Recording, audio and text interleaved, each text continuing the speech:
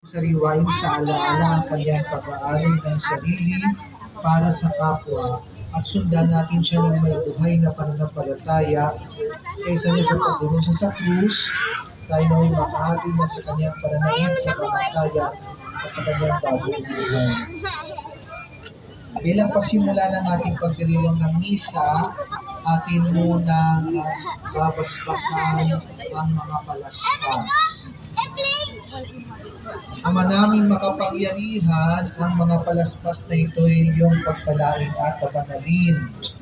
Pwede na pong iwagayway upang sumasyan naming pagbubunyi sa Mesiyas na aming hari, siya'y aming masundan, at sa pamamagitan niya ay aming sapitin ang hindi magmamalin na lungsod ng Jerusalem na kanyang pinaghaharian, kasama mo at ng Espiritu Santo, magpa sa walang hanggan. Amen.